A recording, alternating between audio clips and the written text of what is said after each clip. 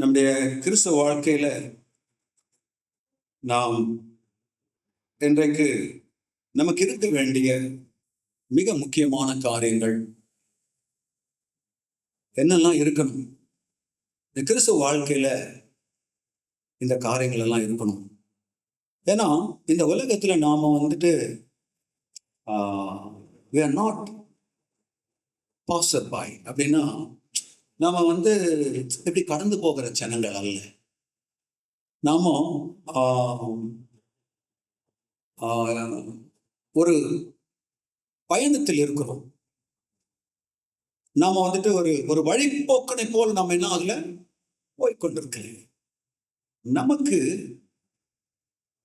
ஒரு ஒரு கோல் இருக்குது. நம்ம எல்லாருடைய வாழ்க்கையிலும் ஒரு இலக்கு உண்டு, ஒரு கோல் இருக்குது. இது எதை நோக்கி இருக்குதுன்னா, இன்றைக்கு எத்தனை ஜனங்கள் இன்றைக்கு ஆண்டவராகிய இயேசு கிறிஸ்து வரப்போகிறார் என்கிற காரியத்தை இன்றைக்கு எத்தனை பேர் அறிந்திருக்கிறார்கள், அறிந்து விசுவாசித்திருக்கிறார்கள் அப்படின்னு சொல்லி பார்க்கும்போது, இன்றைய காலகட்டத்தின் படி உலகத்துல ஆண்டவர் சொன்ன அடையாளங்கள் இன்றைக்கு உலகத்துல எல்லா இடங்களிலும் தொடர்ச்சியா நடந்து கொண்டே இருக்கிறது. பூமி அதிர்ச்சி, யுத்தங்கள், பஞ்சம் சீக்கிரமாய் வரப்போகிறது. அநேக தேசங்களில் பஞ்சம் வந்திருக்கிறது. பஞ்சத்தை எடுத்து கொள்ளை நோய்கள், இதெல்லாமே ஆண்டவராகிய இயேசு கிறிஸ்துவினுடைய வருகைக்கான அடையாளங்கள். இதெல்லாம் நடக்கிறத நம்ம பார்க்கும் பொழுது, ஆண்டவரே இதெல்லாம் நம்முடைய வருகைக்கான அடையாளங்கள். அதற்கேற்றபடி என்னுடைய வாழ்க்கையை நான் பக்குவப்படுத்தி, இந்த வாழ்க்கையில நான் அந்த மிகப்பெரிய கோலை மிஸ் பண்ணிடக்கூடாது அப்படின்னு இன்னைக்கு உணர்வு அடைகிறவர்கள் மிகவும் கொஞ்சம் பேர். படிப்பு இருக்கலாம், வேலை இருக்கலாம், எத்தனையோ வசதிகள் இருக்கலாம், ஆனா உணர்வு என்கிற காரியம் இன்றைக்கு ஜனங்கள் மத்தியில் மழுங்கி குறைந்து மங்கி போயிருக்கிறது. அதனாலதான் ஆண்டவர் சொன்னாரு, நோவாவின் நாட்களில் நடந்தது எப்படியோ மனுஷகுமாரன் வரும் நாட்களிலும் நடக்கும். நோவாவின் நாட்கள்ல என்ன நடந்தது என்று சொல்லி மனிதன் நம்ம யோசித்து பார்க்கும்போது, ஆண்டவர் வானத்தின் மதகுகளை திறந்து பூமியின் ஆழத்தின் ஊற்று கண்கள் எல்லாம் ஓப்பன் ஆயிட்டு, ஃபவுண்டன்ஸ் எல்லாம் ஓப்பன் ஆயிட்டு, யோசித்து பாருங்களேன், உலகம் முழுசும் இருக்கிற பூமிக்கு அடியில் இருக்கிற எல்லா தண்ணீரையும் ஆண்டவர் மேலே வளப்பண்ணினார். அந்த நாளிலே 40 நாள் ஒரு மேசிவ் ஆர்க், ஒரு மிகப்பெரிய, இன்னைக்கு அதன்படி அந்த சைஸ்ல கட்ட போய் அதை மிதக்க வைக்க முடியாமல் போனது அறிவியல் உலகம். ஆமா, எக்ஸாக்ட்லி நோவா செஞ்ச அதே அளவு அந்த அந்த பேழை, அந்த கப்பலை உண்டு பண்ணி அதை மிதக்க வைத்தார்கள். பார்க்க முடியாது. ஏன்னா ஆண்டவருடைய வல்லமையினால அதனுடைய கீழ் காற்றுகள், பூமியில் இருக்கிற ஆழத்தின் ஊற்று கண்கள், the fountains, deep fountains, மேல இருக்கிற மதகுகள் ஒரு பக்கம் கீழே இருந்து அப்படியே அந்த பெரிய கப்பலை தூக்கி விட்டது. அந்த டெக்னாலஜி யாரும் பண்ண முடியாது. பிரியமானவர்களே, இது தேவனுடைய வல்லமையினால் நிகழ்ந்த காரியம்.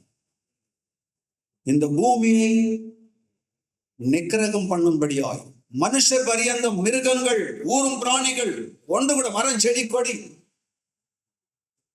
இன்றைக்கு சயின்ஸ்ல படிக்கிற மாதிரி நிலக்கரியும் பெட்ரோலும் உருவானது அந்த நாட்களில படிந்ததான அந்த ஃபாசில்ஸ், அந்த படிமங்கள், அந்த இது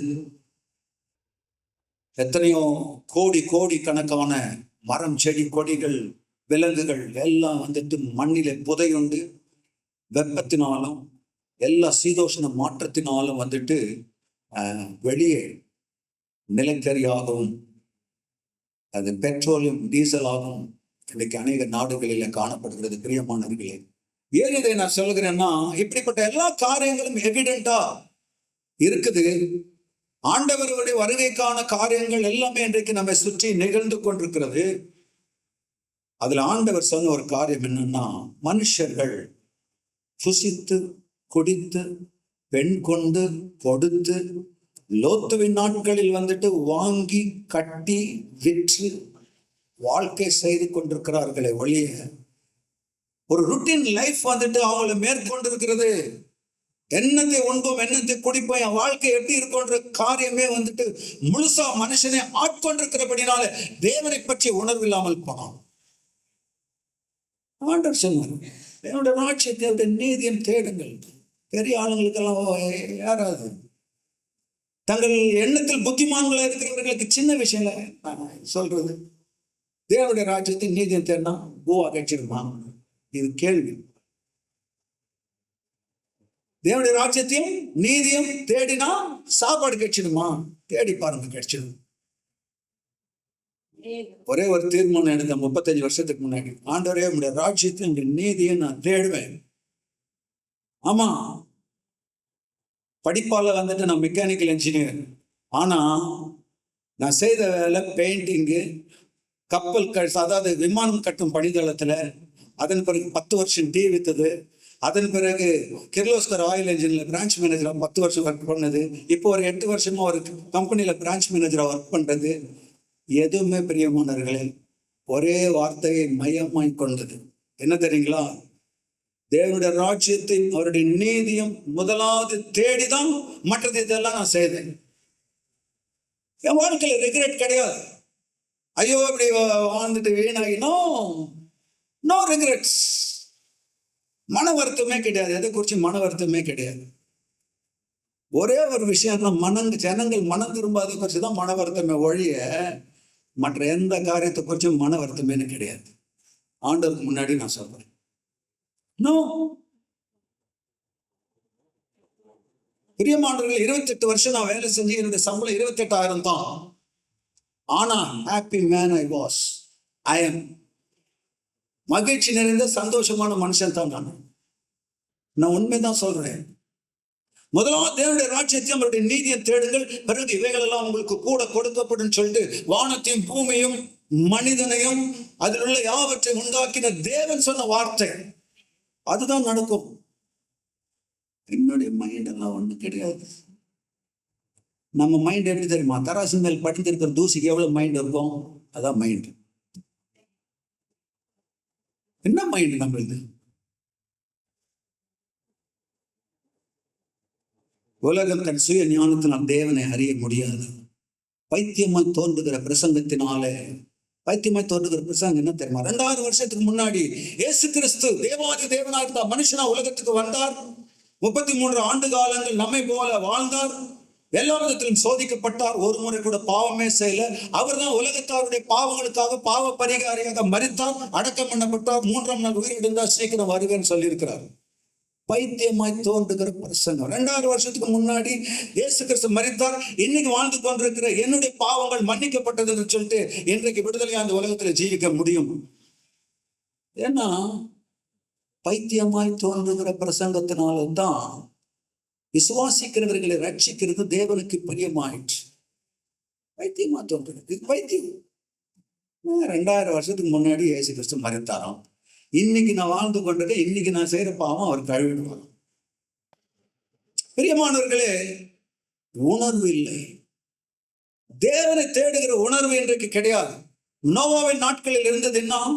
ஜலப்பிரளயம் அனைவரையும் மழை வரும்னு சொன்னாரு. மழை அதுக்கு முன்னாடி வந்தது கிடையாது. மழை அதுக்கு முன்னாடி வந்தது கிடையாது. ஆனா நோவா விசுவாசித்தார். விசுவாசத்தினாலும் நோவா தற்காலத்திலே காணாதவைகளை குறித்து தேவ எச்சரிப்பை பெற்றார். அப்படின்னா அது வரையிலும் மழையை பார்க்கல. அவரு தற்காலத்திலே காணாதவைகளை குறித்து ஆண்டு மழை வந்துச்சுன்னா மழை என்ன எப்படி, நோ ரீசன் யூஸ் பண்ணல.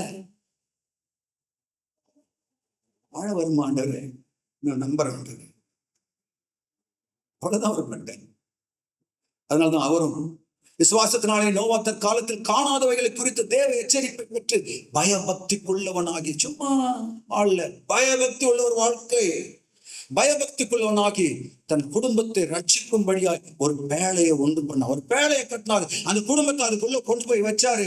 ஆண்டவர் இந்த உலகத்தை அழிக்க போகிறாரு, அவர் சொன்ன வார்த்தையின்படி எல்லாவற்றையும் செய்ய போறாரு. உண்மையா விசுவாசம். 8 பேர், 3 பசங்க.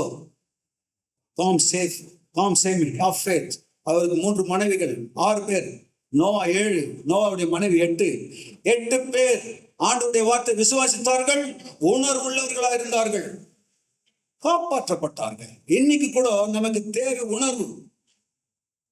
பிரியமானவர்களே, இன்றைக்கு நமக்கு தேவை உணர்வு. என்னடா இவர் சொன்னதே சொல்லிட்டு இருக்கிற, சொன்னதே சொல்லுவேன், சொன்னதே சொல்றதை குறித்து நான் வருத்தப்படுவதில்லை. பவுல் என்ன சொல்றது? எழுதினவைகளை எழுதுவது எனக்கு வருத்தம் அல்ல.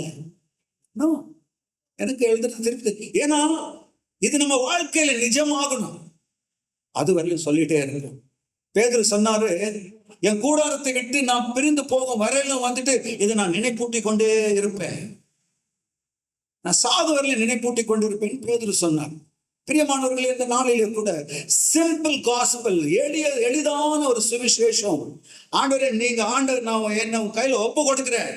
இந்த உலகத்துல நான் வாழ்ற இந்த வாழ்க்கைக்கு நீங்க தான் தீர்வு. நீங்க சீக்கிரம் வர போறீங்க. இந்த உலகத்துல வாழும் நாட்கள்ல உணர்வுள்ள ஒரு வாழ்க்கை எனக்கு தாங்க ஆண்டவரே. உண்மையா கேள், இன்னைக்கு கேள், நிச்சயமா ஆண்டவர் உனக்கு விடுதலை தருவார். நான் 35 வருஷத்துக்கு முன்னாடி அதுதான் கேட்டேன் ஆண்டவர் கிட்ட. ஆண்டவரே, என் வாழ்க்கை நான் சீரியஸான கிறிஸ்டியனா வாழணும், அப்படி இப்படி வாழக்கூடாது, சீரியஸா உமக்காக நான் வாழணும், எனக்கு உதவி செய்யணும்னு சொன்னேன். உண்மையா ஆண்டவர் கிட்ட கேட்டேன், உண்மையா எனக்கு செய்தார். அதுல எந்த விதமான மாற்றமும் கிடையாது. பிரியமானவர்களே, இன்றைக்கு கூட நம்ம வாழ்ந்து கொண்டிருக்கிற இந்த உலகத்துல ஆண்டவருடைய வார்த்தை பிரகாரம் தான் எல்லாமே நடக்கும், மற்றதெல்லாம் போய். ஒரு மனுஷன் இந்த உலகத்துல எப்படி ஒரு பேலன்ஸ்டு கிறிஸ்டியன் லைஃப் பண்ணிட்டு இருக்க முடியும்? வாழ்க்கையில் எத்தனை பிரச்சனைகள் வருது, எப்பவுமே ஒரே மாதிரி இருக்க முடியுமா? நம்ம கேட்டுப்போம், நம்மளை கேட்போம், எல்லாம் எப்படி ஒரே மாதிரி இருக்க முடியும்? வாழ்க்கையில பிரச்சனை இருக்கும். உண்மையா சொல்றேன், நான் என் படிப்பை நம்பல, படிப்பு வேஸ்ட்டு. எனக்கு தான் தெரியாது என்னன்ட்டு, என் கூட இருந்தவங்களுக்கு தான் தெரியும். என் நண்பர் ஜெய்சங்கருக்கு தெரியும். என்ன சொல்றது? வேஸ்ட்டு. நான் வேலை செய்யறது வேஸ்ட்டு, எல்லாம் வேஸ்ட்டு. வாழ்க்கை மாத்திரம் உதவாத வாழ்க்கையை ஆண்டவர்கிட்ட ஒப்பு கொடுத்துட்டேன். அதான் காரியம். உதவாத வாழ்க்கையை ஆண்டவர்கிட்ட கொடுத்துட்டேன். Use me Lord. என்ன சொன்னேன்? எப்படியாவது என்ன யூஸ் பண்ணி, அதான் சொன்னேன். ஆனா ஒரு சமநிலையான கிறிஸ்தவ வாழ்க்கை எல்லா சூழ்நிலையிலும் நான் வாழணும்னு சொல்லிட்டு நான் தீர்மானிச்சேன். ஒரு சமநிலையான கிறிஸ்தவ வாழ்க்கை நான் செய்வேன். ஆவிக்குரிய வாழ்க்கை, அப்படிப்பட்ட ஒரு வாழ்க்கை சாத்தியம் கிடையாது, கொஞ்சம் கஷ்டம் இருக்குது.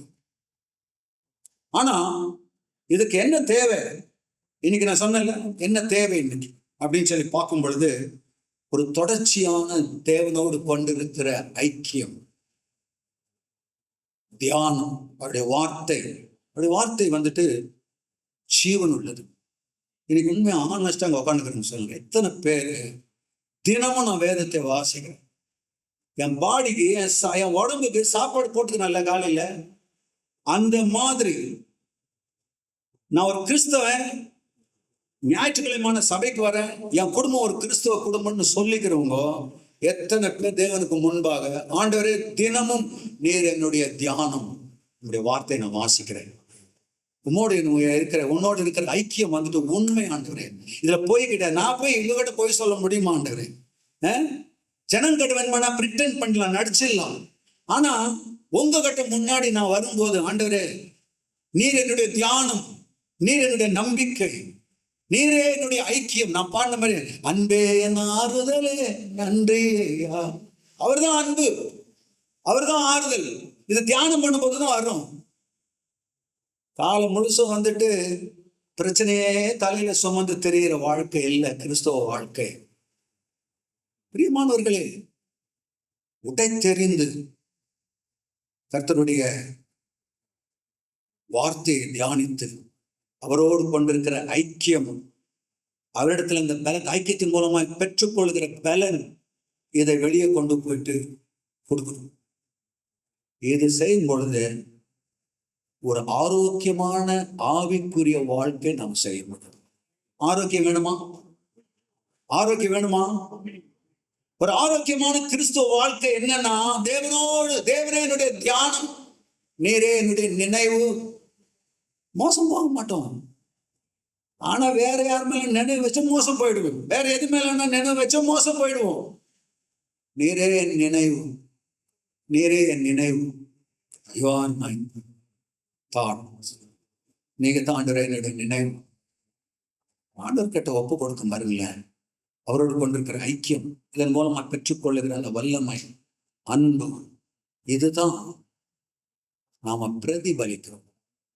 அந்த சந்திரனும் நட்சத்திரங்களும் எப்படி வந்துட்டு சூரியனிடத்திலிருந்து தங்களுக்கு தேவையான சக்தியை பெற்று ஒளிய உலகத்துக்கு தருகிறதோ, அது போல நாமும் நம்மை உண்டாக்கின தேவனிடத்துல போய் அவருடைய பாதத்தில் அமர்ந்து அவரிடத்திலிருந்து நாம் பெற்றுக்கொண்டு இந்த உலகத்துக்கு அதை பிரதிபலிக்க வேண்டும், ரிஃப்ளெக்ட் பண்ணும். இதுதான் விஷயம். இதுதான் கிறிஸ்தவ வாழ்க்கை. நானும் ஜீவனை கொடுக்கவும் அந்த ஜீவன் பரிபூர்ணப்படவும் வந்தேன் அப்படின்னு சொல்லி ஆண்டவர் சொன்னார். ஆகவே இன்னைக்கு உலகத்துல இதுக்கு மாற்றாக இன்னைக்கு அது இது செஞ்சு அட்ஜஸ்ட் பண்ணிடலாம், நான் கிறிஸ்தவன்றதை காட்டிக்கலாம், நானும் இந்த கிறிஸ்தவ வாழ்க்கையில ஆக்டிவ் மெம்பர், நான் அது செய்யறேன் இது செய்யறேன். நோ, முதல் செய்ய வேண்டியதை முதல் செய்யணும், பிறகு செய்ய வேண்டியதை பிறகு செய்யணும். முதல்ல ஆண்டவரே நீரே என் தியானம், நீரே என்னுடைய நம்பிக்கை, நீரே என்னுடைய ஐக்கியம். என்னுடைய ஐக்கியம் உங்களோடு இருக்குது ஆண்டவரே, உலகத்தோடு கிடையாது, உலக ஆவிகளோடு கிடையாது, உலக சம்பந்தங்களோடு கிடையாது. உலகத்தில் இருக்கிறவங்க எனக்கு என்ன சம்பந்தம்? கிறிஸ்துவுக்கும் பேலியாளுக்கும் மிசைவேது, ஒளிக்கும் இருளுக்கும் ஐக்கியம் ஏது? கிடையாது. அவர்களை விட்டு பிரிந்து போங்கள், அசுத்தமானதை தொடாதிருங்கள், அப்பொழுது நான் உங்களை ஏற்றுக்கொண்டு நான் உங்களுக்கு பிதாவா இருப்பேன், நீங்கள் எனக்கு குமாரரும் குமாரத்தைகளுமா இருப்பீர்கள் என்று சர்வவல்லமையுள்ள தேவனாகிய கர்த்தர் சொன்னார். நாம் அவருடைய பிள்ளைகள். அசுத்தமானதை தொடாதிருங்கள், உலகத்தில் இருந்து வேர்பிரிந்து வாழுங்கள். ஆகவே நம்ம பண்ற வேலைகள், நம்ம செய்யற கிரியைகள் வந்துட்டு தேவன் நமக்கு வைத்திருக்கிற அந்த கோல், அந்த இலக்கை அடைகிறதற்கு மாற்று கிடையாது. அது இல்லை, மாறாக நான் தேவ சமூகத்துல முதலாவது தேவனிடத்துல என்னை ஒப்புவிக்கணும், தேவ சமூகத்துல என்னை ஒப்புவிக்கணும், சரண்டர் பண்ணும். பெர்ஃபெக்ட் லைஃப் எப்படி வரும்னா, பெர்ஃபெக்டா என் வாழ்க்கை வந்துட்டு சரண்டர் பண்றது மூலமா தான் வரும். உண்மை சேவிக்கிறது அல்ல ஆண்டவரே, பாதத்தில் அமர்ந்து உண்மையை நோக்கி பார்த்து case and case on the அப்படின்னு ஒரு பாட்டு உண்டு. அப்படின்னா கண்ணுற்று பூரிப்பேன் அப்படின்னு ஒரு பாட்டு. அப்படின்னா கண் எடுக்காம அப்படியே ஆண்டவர் சமூகத்துல அப்படியே அவரே பார்த்துட்டு இருக்கிறது. ஆண்டவர் இந்த கண் பார்த்துச்சா? இல்லை. பட் ஐ நோ அவருடைய சமூகத்தில் நான் இருக்கிறேன், அவருடைய பிரசனத்தில் நான் இருக்கிறேன், அவருடைய பிரசனத்தை என்னால் உணர முடியும். இது நம்முடைய வாழ்க்கையின் அனுபவமாகும். கடைசி நாட்களில எது இலக்கை அடையும்படி எனக்கு உதவி செய்யும்னா, நான் அது இது செய்யறதில்ல. Not service, worship. வர்ஷிப்ங்கிறது என்ன தெரியுமா? ஆராதனைங்கிறது என்ன தெரியுமா? அப்படியே போயிட்டு அவர் சமூகத்துல விழுறது. ஆண்டவரே நீங்களும் நானும் மாத்திரம் பண்ணி பாருங்களேன். நிறைய நம்பிக்கை ஆண்டவரே, நிறைய பலன். ஒரு டிரான்ஸ்ஃபர்மேஷன் ஆகும். அப்படி அந்த ஆண்டவருடைய சுபாவங்கள், அவருடைய ஆவியை பருகுகிற காரியங்கள் நம்ம வாழ்க்கையில நடக்கும். தேவ மனிதர்கள் எல்லாம் வந்துட்டு சும்மா போயிட்டு தேவ சமூகத்துல போயிட்டு 40 நாள் வந்துட்டு மோசே மலை மேல ஏறி போயிட்டு 40 நாள் இரவும் பார்க்கல, சும்மா உட்காந்துட்டு வரல, என்டர்டெயின் பண்ணிட்டு வரல. தேவ பிரசன்னத்துல விழுந்து கிடந்தார். வெளியே திரும்பி வரும்பொழுது இஸ்ரவேல் ஜனங்கள் அவருடைய முகத்தை பார்க்க முடியாது. அவன் முதல் நாள் அதனாலதான் முக்காடு போட வேண்டியதா இருந்துச்சு. இஸ்ரவேல் ஜனங்களோட முகத்தை பார்க்க முடியாது. ஆனா தேவனுடைய அந்த மகிமையின் பிரகாசம் வந்துட்டு அப்படியே அவருடைய முகத்தை அப்படியே பற்றி கொண்டது. அது ஒளிந்து போகிற மகிமை நாள் படப்பட கொஞ்சம் கொஞ்சமா அப்படியே, அதனாலதான் முக்காடு போட்டு அப்படியே மறைச்சிக்கினாரு. முக்காடு ஏன் போட்டா தெரியுமா? நல்ல பிரகாசமா இருக்குது, அப்படியே வந்துட்டு இருப்பாரு. நாள் ஆக ஆக அதனுடைய பிரகாசம் குறையும் போது அப்படியே மூடிக்குவாங்க. அதனாலதான் 2 கொரிந்தியர் 3ஆம் அதிகாரத்துல வந்துட்டு ஒளிந்து போகிற மகிமை உடைய அந்த ஊழியத்தை காட்டிலும் இந்த ஊழியம் இருக்குது, சிறந்த மகிமை, சிறந்த ஊழியம். ஏன் தெரியுமா? அவருடைய ஆவியை நாம் பருக முடியும். அவருடைய ஆவி அவருடைய பிரசன்னத்துல போய் அமர்ந்து அவருடைய ஆவியை நாம் பருக முடியும். அதான் வர்ஷிப், அதான் ஆராதனை. பாட்டு பாடுறது இல்லை, மியூசிக் போடுறது இல்லை. அதனாலதான் தப்பா நினைச்சுக்காதீங்க, எனக்கு மியூசிக் மேல நான் வந்துட்டு எதிரி கிடையாது மியூசிக்கு. பட் அது வந்துட்டு தேவனோடு கூட நான் கொண்டிருக்கிற இந்த உறவுக்கு வந்துட்டு அது எனக்கு ஹெல்ப் ஆகாது. தேவன் ஆவியா இருக்கிறார். அவரை தொழுது கொள்கிறவர்கள் ஆவியோடு உண்மையோடு இருந்தால் மாத்திரம் போதும். மியூசிக் இல்லை, பாட்டு இல்லை. பிரியமானவர்களே, அதனாலதான் எனக்கு ஈஸியா வைக்க முடியும். ஒரே நாள்ல வந்துட்டு எத்தனை பேர் வந்திருக்கிறாங்க. ஆனா அவங்க கிட்ட நான் சொல்லுவேன், பிரதர் நீங்க ரொம்ப டேலண்டா வாசிக்கிறீங்க, நீங்க வாசிக்கிறது உண்மையாவே எனக்கு ரொம்ப பிடிக்குது, அவங்க வாழ்க்கையை ஆண்டவர் கொடுங்க அப்படின்னு சொன்னேன். வராம போயிட்டாங்க. என்ன சொல்றது? உங்க வாழ்க்கையை ஆண்டவருக்கு கொடுங்க பிரதர், உங்க டேலண்ட் நல்லதுதான், ஆனா உங்க வாழ்க்கையை ஆண்டவருக்கு கொடுங்க. இதுதான் ஆராதனை. ஆராதனை இதுதான். வாழ்க்கையை ஆண்டவருக்கு கொடுக்கிறது, ஒப்பு கொடுக்கிறது, ஒரு சமூகத்துல விழுந்து கிடக்கிறது. பிரியமானவர்களே, நமக்கு ஒரு இலக்கு உண்டு, ஒரு கோல் உண்டு. என்ன தெரியுமா? ஆண்டவர் வரப்போகிறான். நான் எப்படிப்பட்ட ஒரு மனுஷனா இருக்கிறேன், நான் இது செய்யறதுனால வந்துட்டு I cannot satisfy him, அவரை என்னால் திருப்திப்படுத்த முடியாது, அவர் ஓகேன்னு மார்க் போட மாட்டாரு. நான் அவருக்கு என்ன ஒப்பு கொடுத்திருக்கிறேன்னா, I surrender myself to God. இந்த தேவாதி தேவனுக்கு முன்னாடி போய் விழுந்து கிடக்கிறேனா, என்னை ஒப்பு கொடுத்திருக்கிறேனா, ஆண்டவரே நான் உமக்கு சொந்தம், நீர் எனக்கு சொந்தம், ஆண்டவரே நீரே எனது பங்கு. காலையில் இந்த காரியத்தை குறித்து யோசித்துக் கொண்டிருந்தேன். தொடர்ச்சியான தியானம், தேவனோடு இருக்க வேண்டிய ஐக்கியம், தீவிரமான சேவை அடுத்து வரணும். இது நான் பெற்றுக்கொண்டவனால் அது ஆட்டோமேட்டிக்கா நான் கொடுத்துருவேன். நீங்க நினைக்கிறீங்களா என்கிட்ட இருந்து நான் அப்படியே பேசணும்? இல்லை, கிடையாது. தேவன் ஒரு மனுஷனுக்கு கொடுக்கலன்னா ஒரு மனுஷனும் கொடுக்க முடியாது. இயேசு கிறிஸ்து குறித்து வந்துட்டு யோவான் ஸ்நானனுடைய சீஷர்கள் வந்துட்டு சொன்னாங்க, ஒரு காரியத்தை கம்ப்ளைண்ட் பண்ணாங்க. அப்ப அவர் சொன்ன, பரத்திலிருந்து ஒருவனுக்கு அளிக்கப்பட்டால் வழி அவன் ஒன்றையும் பெற்றுக்கொள்ள மாட்டான். பரத்திலிருந்து ஆண்டவர் நமக்கு கொடுக்கணும் எது இருந்தாலும். அப்ப நம்முடைய வாழ்க்கை மாற்றம் அடையும், அநேகருக்கு ஆசீர்வாதமாய் நம்முடைய வாழ்க்கை இருக்கும். பிரியமானவர்களே, இந்த காரியம்தான், இந்த முதல்ல தியானம் என்கிற ஒரு காரியம் நம்ம வாழ்க்கையில மிகவும் அவசியம்.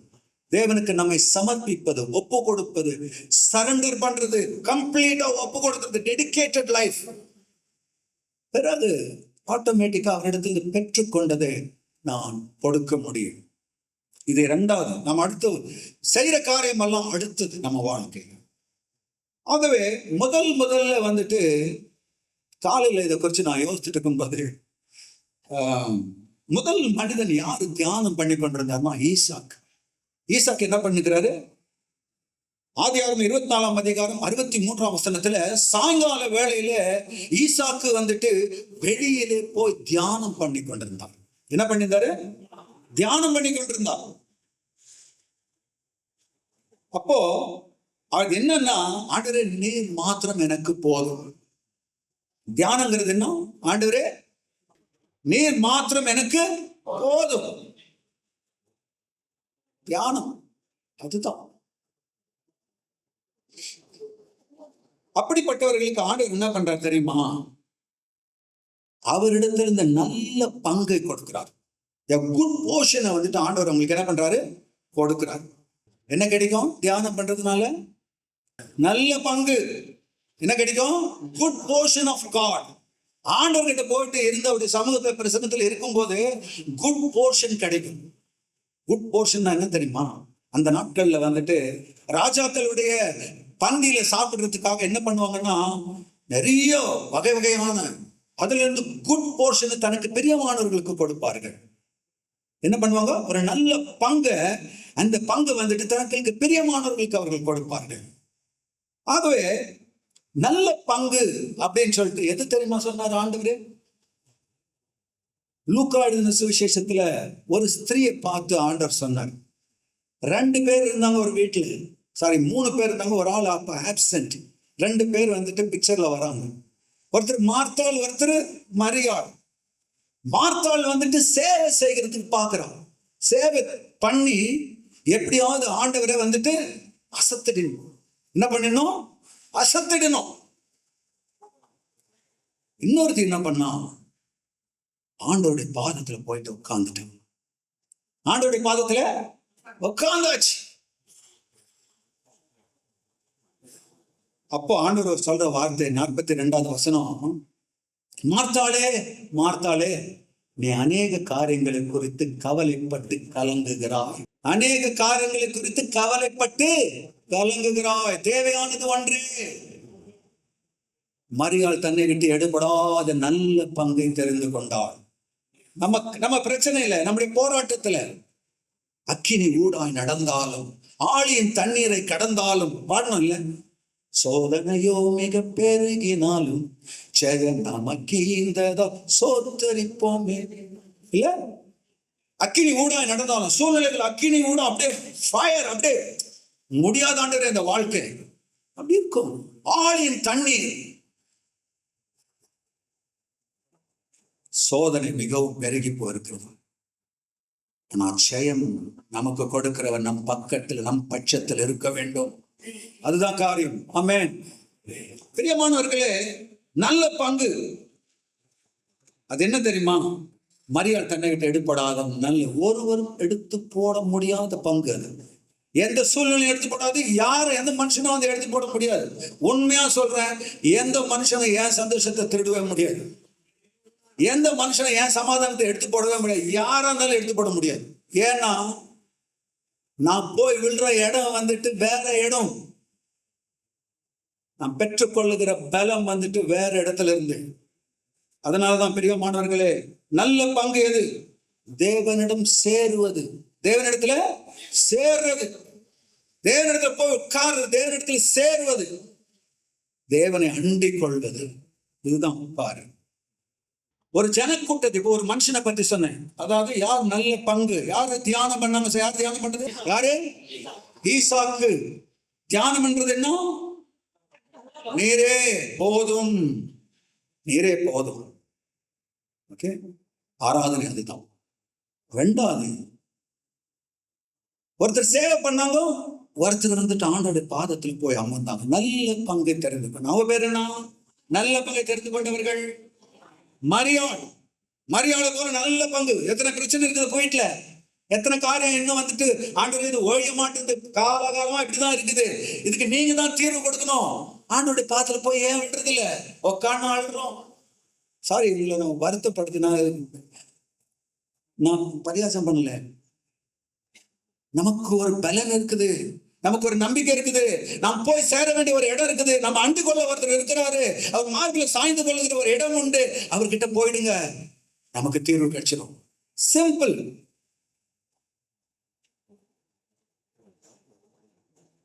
இப்போ ஒரு ஜனக்கூட்டத்தை பார்த்து ஆண்டவர் சொல்றாரு. ஒரு ஜனக்கூட்டம், இந்த ஜனக்கூட்டத்தை வந்து ஒரு இன்சிடென்ட் நடக்குது. ஆண்டவர் வந்து பெரிய காரியங்களை செய்து ஜனங்களை கொண்டு வருகிறார். எகிப்து 430 வருஷம் அடிமைத்தனத்திலிருந்து, பார்வோனுடைய பலத்த கரத்துக்கிடந்து, இருப்பு காலவாயிலிருந்து வந்துட்டு அவர்களை விடுதலை பண்ணி அடிமைத்தனத்திலிருந்து மோசே மூலமாய் கொண்டு வருகிறார். வரும் பொழுது எதிரே பெரிய சிவந்த சமுத்திரம் இருக்குது. அதை 2ஆ பிளந்து ஒரு ரோடு உண்டு பண்ணி 20 லட்சம் ஜனங்கள் அதன் வழியா நடந்து போறதுக்கு ஆண்டவர் பெரிய காரியங்களை செய்து, எத்தனை காரியங்களை செய்து கொண்டு வராரு.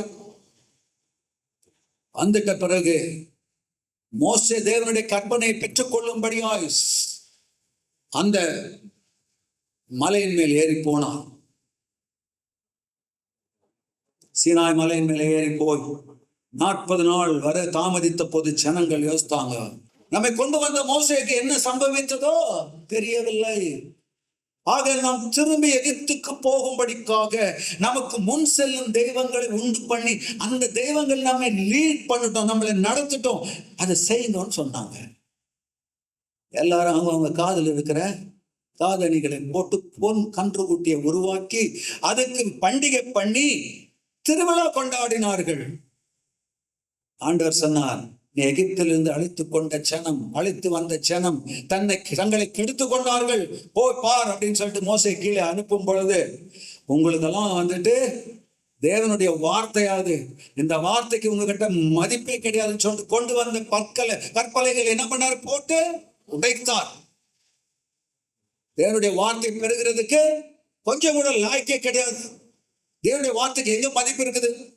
தேவனுடைய வார்த்தை எத்தனை முறை கேட்டுட்டு இருக்கிறோம். ஆண்டவர் வரப்போறாரு, வாழ்க்கையை சரி பண்ணிக்கணும், நானும் நம்ம வீட்டாரும் சரி பண்ணிக்கணும், ஆண்டவருக்காக வாழணும், இல்லைன்னா மோசம் போயிடுவீங்க, எத்தனை முறை சொல்லியிருக்கிறோம். சிம்பிள் விஷயம். ஆண்டவரே, தேவனுடைய ராஜ்யத்தினுடைய நீதியை தேடும் பொழுது வாழ்க்கைக்கு எல்லா தேவை நீங்க சந்திப்பீங்க, அதை நம்பர் ஆண்டவரே எனக்கு உதவி செய்யுங்கன்னு சொல்லிட்டு ஆண்டவர் கிட்ட நம்ம போறதில்லை. பிரச்சனை எப்படி தீரும்? நம்ம வாழ்க்கையில பிரச்சனை எப்படி தீரும்? நம்முடைய போராட்டங்கள் எப்படி நம்மை விட்டு நீங்கும்? பிரியமானவர்களே, எல்லாவற்றுக்கும் ஆண்டவர் ஒரு வழி வகுத்திருக்கிறார். அந்த வழி என்னன்னா, ஜனங்கள் தங்கள் வழியை கெடுத்து கொண்டார்கள். அந்த வழியை ஆண்டவர் அந்த ஜனங்கள் கெடுத்து கொண்டார்கள். கீழே இறங்கி வந்தார். ஆண்டவர் சொன்னார்,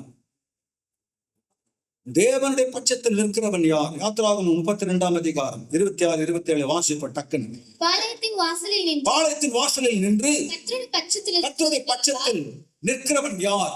அவர்கள் என்னிடத்தில் சேர கடவர்கள். அப்பொழுது லேவியின்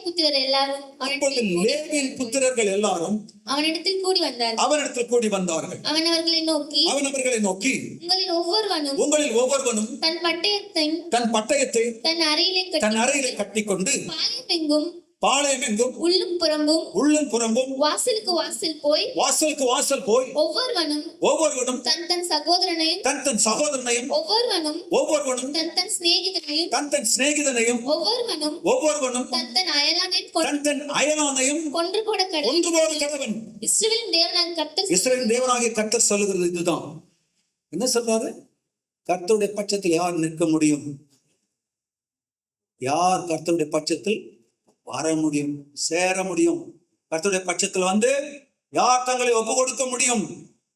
12 கோத்திரத்து ஜனங்கள், 20 லட்சம் ஜனங்கள். அதுல லேவி புத்திரர் மாத்திரம் 12 பேர்ல ஒருத்தர் என்ன பண்ணா, நாங்க உங்க பக்கத்துல நிற்கிறோம், நாங்கள் உங்களுடையவர்கள். ஆண்டவர் பட்சத்தில் நின்றார்கள். அப்ப சொன்னார், அவனவன் உங்கள் பட்டயத்தை எடுத்துக்கொள்ளுங்க, உன் சொந்தக்காரங்க, அண்ணன், தம்பி, பிள்ளைகள், மனைவி யாரும் பார்க்காம எல்லாரும் வெட்டி தள்ளுங்கன்னு சொன்னார். இன்னும் ஆண்டவர் இவ்வளவு கொடுமைக்காரனா?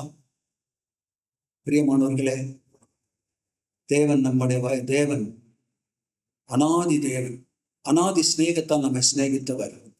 அட் த சேம் டைம் பட்சிக்கிற அக்கினியாகவும் இருக்கிறார். தன்னையே ஜீவ பலியா இந்த உலகத்துக்கு ஒப்பு கொடுத்தவர். ஒரு கூட்டத்தை காப்பாற்றப்படும்படியாக, ஒரு கூட்டம் காப்பாற்றப்படும்படிக்காக யாரை வேண்டுமானாலும் இழக்க ஆண்டவர் தயாரா இருந்தார். ஒரு கூட்டம் காக்கப்பட வேண்டும். ஒரு பிரித்தெடுக்கப்பட்ட ஜனம், கர்த்தருக்கென்று வைராக்கியமாய் வாழுகிற ஜனம், கர்த்தர் தெய்வமானால் கர்த்தர், பாகால் தெய்வமானால் பாகால் என்று சொல்லி தீர்மானம் எடுக்கிற ஜனம். கர்த்தருடைய பட்சத்தில் நிற்கிறவன் யார்? ஒரு வைராக்கியத்தின் ஆவி புறப்பட்டு அன்றைக்கு 3000 பேர் சொந்த சித்தப்பன், பெரியப்பன், பிள்ளைங்க, அண்ணன், தம்பி எல்லாரும் வெட்டி போட்டாங்க. இது வேதத்தில் தான் எழுதப்பட்டிருக்கிறது.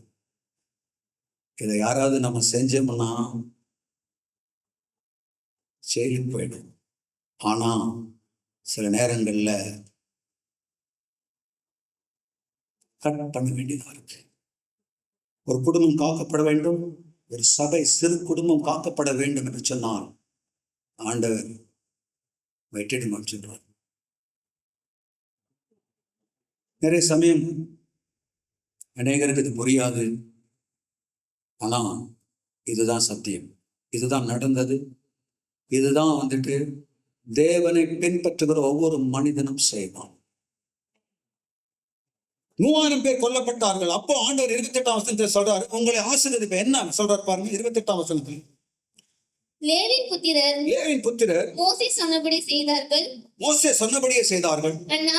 அந்நாளில் ஜனங்களில் ஏறக்குறைய 3000 பேர் விழுந்தார்கள். 3000 பேர் விழுந்தார்கள். கர்த்தர் இன்றைக்கு உங்களுக்கு ஆசீர்வாதம் அளிக்கும்படி 3000 பேர் சாவடிச்சிட்டு கர்த்தர் வந்து ஒரு கூட்ட ஜனத்துக்கு ஆசீர்வாதத்தை தருகிறார். கர்த்தர் ஆசீர்வாதத்தை தருகிறார். கர்த்தர் எப்படி ஆசீர்வாதத்தை?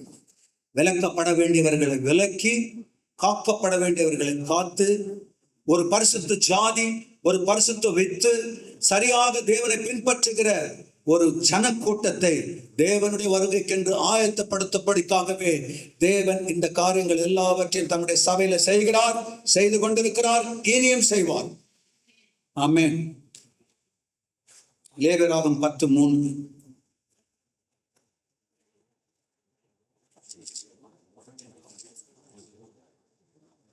அப்பொழுது மோசே ஆரோனை நோக்கி என்னிடத்தில் சேருகிறவர்களால் நான் பரிசுத்தம் பண்ணப்பட்டு சகல ஜனங்களுக்கு முன்பாக நான் மகிமைப்படுவேன். என்ன சொல்றாரு ஆண்டவரே? என்னிடத்தில் சேருகிறவர்களால் யாரெல்லாம் ஆண்டவர் பக்கம், ஆண்டவர் பட்சத்தில் சேர்கிறார்களோ அவர்களால தேவன் பரிசுத்தமாக்கப்பட்டு அவர்களாலே தேவன் மகிமைப்படுகிறார். மற்றதெல்லாம் உலகத்துல தேவனை சேராத எந்த ஜனமும் தேவனுடைய நாமத்தை பரிசுத்தப்படுத்த பண்ணாது. அது மாத்திரமில்லை, தேவனுடைய நாமம் மயப்படாது, பிசாசுடைய நாமம் தான் மகிமைப்படும். அதனால தான் நாம தேவனை சேவிக்கிறவர்கள், அவரிடத்துல சேருகிறவர்கள், அவரை அண்டிக் கொள்ளுகிறவர்கள், அவருடைய பாதத்தில் நாம் அமருகிறவர்களாய் நாம் காணப்பட வேண்டும். பிரியமானவர்களே, யாக்கோபு 4:8 வாசிக்கிறவர், நம்மத்துல வாசமாயிருக்கிற பரிசுத்த ஆவியானவர் வைராக்கிய வாஞ்சியா இருக்கிறார் என்று வேத வாக்கியம் வீணாக சொல்லுகிறதா? Do you think that வேத வாக்கியம் வந்துட்டு சும்மா விளையாட்டுக்கு சொல்லுதா? இல்ல, வேத வாக்கியம் வீணாக சொல்லுகிறது இல்லை. நம்மிடத்துல வைராக்கிய வாஞ்சி. He is jealous lover. ஆங்கிலத்தில் எப்படி போட்டுக்குதுன்னா, he is jealous lover. I love that word. அவர் என்ன பார்த்து, I'm jealous of you, I'm jealous lover of you. உன் மேல நான் வைராக்கிய வாஞ்சியா இருக்கிறேன், I'm mad at you சொன்னா எப்படி இருக்கும்? நிஜம். அதுதான் நம்ம வாழ்க்கையில் சம்பவிக்க வேண்டும். உலகத்தில் இருக்கிற மற்றதெல்லாம் போய் எபிரேயர் 11:6 சொல்ற, விசுவாசம் நம்பப்படுகிறவர்கள் உறுதி காணப்படாதவர்கள் நிச்சயமா இருக்கிறது.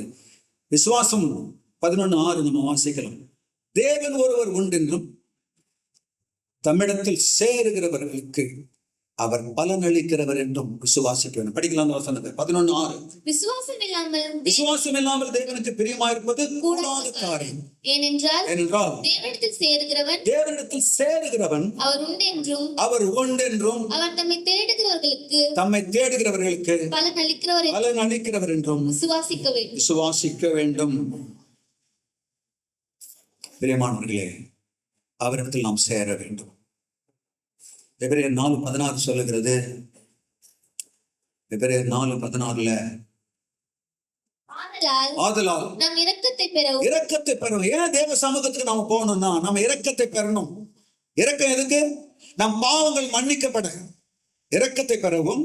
ஏற்ற சமயம்னா எது தெரியுமா? நம்ம சோதிக்கப்படுகிற வேளை, நம்ம பிரச்சனையில சிக்கி தவிக்கிற வேளை, ஏற்ற வேளையில் சகாயம் செய்யும் கிருபையை அடையும். அவரிடத்துல தான் எனக்கு உதவி கிடைக்கும், சகாயம் கிடைக்கும். அது அந்த கிருபை வந்துட்டு என்னை வந்து பாவத்தை, அந்த சூழ்நிலையை ஜெயிக்க எனக்கு உதவி சொல்லும். கிருபை தைரியமாய் கிருபாசன தண்டையில் சேரக்கடவோம். கிருபாசன தண்டையில் சேரக்கடவோம். ஆம்பரியமானவர்களே, யோசிக்கக்கூடிய காரியம் கடைசியா நான் சொல்லி 2 நிமிஷத்துல முடிக்கிறேன். யோசேப்பு ஆதியாகமம் 45 45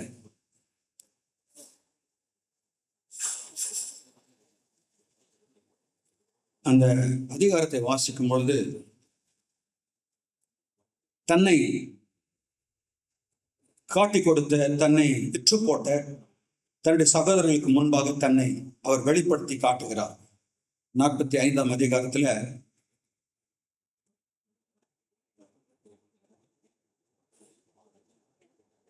எல்லாரும் வெளியே போக சொல்றாங்க. எல்லாரும் வெளியே போயிட்டு தன்னை அடக்கி கொண்டிருக்க கூடாமல் யாவரும் என்னை விட்டு வெளியே போக பண்ணுங்கள் என்று கட்டளையிட்டான். அவன் சத்தமிட்டு அழுதான். அதை எகிப்தியர்கள் கேட்டாங்க. பார்வோனின் வீட்டாரும் அவனுடைய அழுகையை கேட்டாங்க.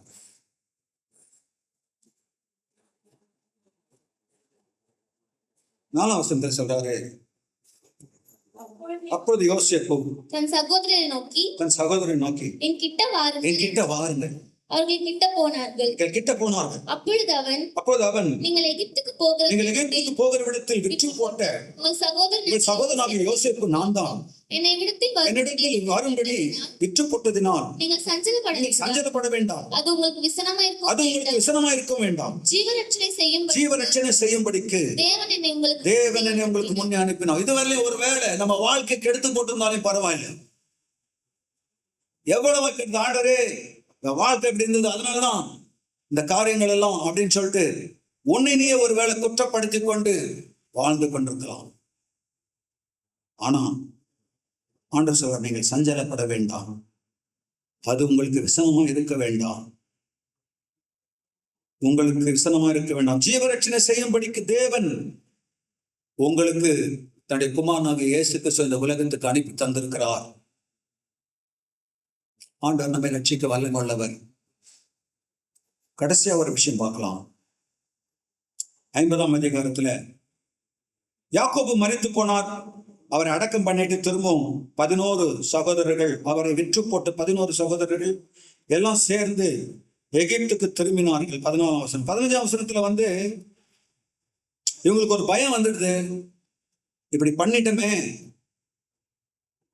நாம் செய்த எல்லா பொல்லாங்குக்கும் அவன் சரி கட்டுவான் என்று சொல்லி யோசேப்பினிடத்தில் ஆள் அனுப்பி, உம்முடைய சகோதரர் உனக்கு பொல்லாங்கு செய்திருந்தாலும் அவர்கள் செய்த துரோகத்தை பாதகத்தை நீ தயவு செய்து மன்னிக்க வேண்டும் என்று உம்முடைய தகப்பனார் மரணம் அடையும் என்று எனக்கு சொல்லும்படி கட்டளையிட்டார். ஆகையால் உம்முடைய தகப்பனாருடைய தேவனுக்கு ஊழியக்காரராக நாங்கள் செய்த துரோகத்தை மன்னிக்க வேண்டும் என்று அவனுக்கு சொன்னார்கள். அவர்கள் அதை யோசேப்புக்கு சொன்ன போது அவன் அழுதான். அவருடைய ரியாக்ஷன் எப்படி இருந்தது பாருங்க. அவன் அழுதான்.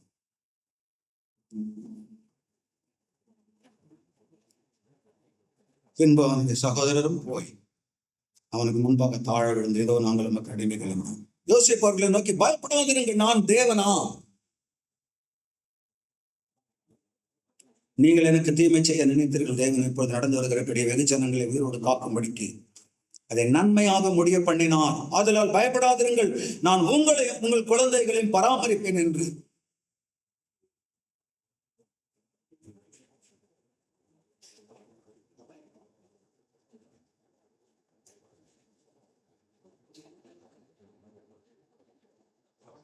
அவர்களுக்கு ஆறுதல் சொல்லி அவர்களோட பட்சமாய் பேசணும்.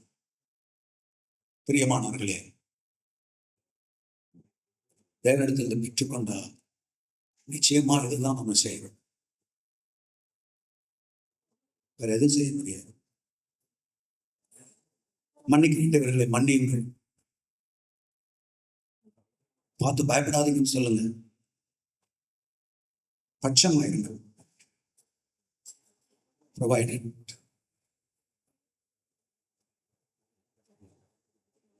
நாட்கள் மிகவும் அவசியம். குணமாகுதலுக்கு நாட்கள் மிகவும் அவசியம். இந்த சகோதரர்கள் செய்த காரியம் என்ன தெரியுமா? எங்களை மன்னிக்க வேண்டுகிறோம் கேட்டாங்க.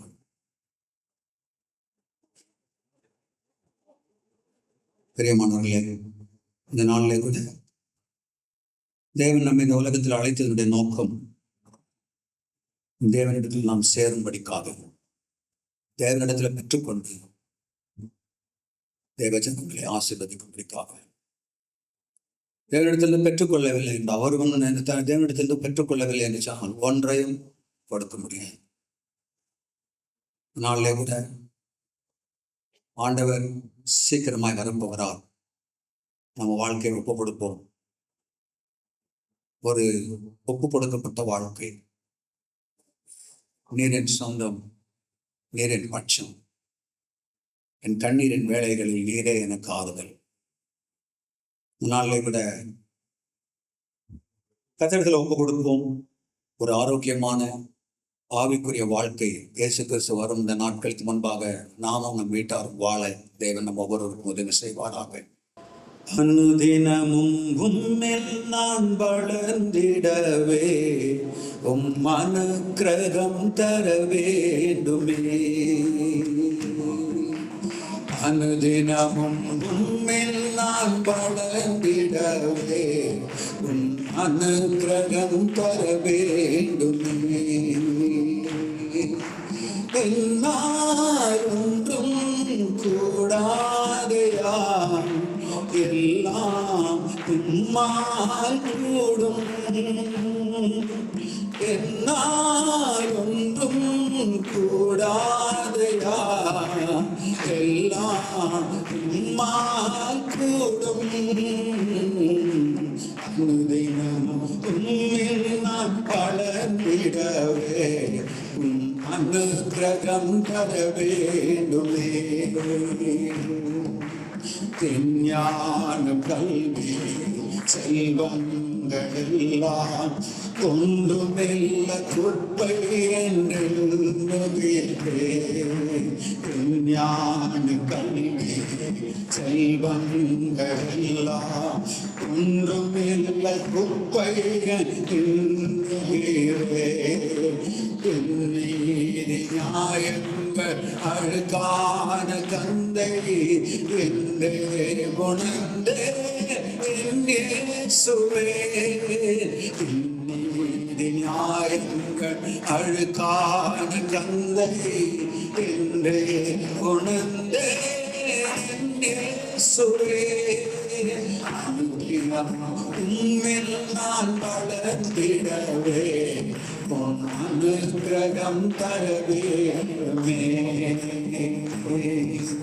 அழைத்தவரே உம்மில் பிழைத்திடவே அவரில் உமக்காய் வாழ்ந்திடவே. அழைத்தவரே உம்மில் பிழைத்திடவே அவரில் உமக்காய் வாழ்ந்திடவே. அழைக்கின்றே என்னை ஏற்றுக்கொள்ளும் என் இயேசுவே. அழைக்கின்றே என்னை ஏற்றுக்கொள்ளும் என் இயேசுவே. அனுதினமும் உம்மில் நான் வளர்ந்திடவே அனுக்கிரகம் தர வேண்டுமே. அனுதினமும் உம்மில் நான் வளர்ந்திடவே அனுக்கிரகம் தர வேண்டுமே. என்னால் ஒன்றும் கூடாதையா, எல்லாம் உம்மால் கூடும். அறிக்கை செய்து பாடுங்கள். என்னால் ஒன்றும் கூடாதையா, எல்லாம் உம்மால் கூடும். அனுதினமும் உம்மில் நான் வளர்ந்திடவே அனுக்கிரகம் தர வேண்டுமே.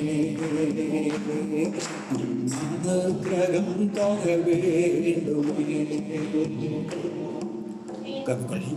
இந்த கர்த்தராகிய இயேசு கிறிஸ்துவின் கிருபை, பிதாவாகிய தேவனுடைய அன்பு, பரிசுத்த ஆவியானுடைய அன்யோன்யம் ஐக்கியம் நம்மோடும் சகல பரிசுத்தவான்களோடு கூட இன்றும் என்றும் கிறிஸ்துவின் வருகை மட்டும் நிலைத்திருப்பதாக.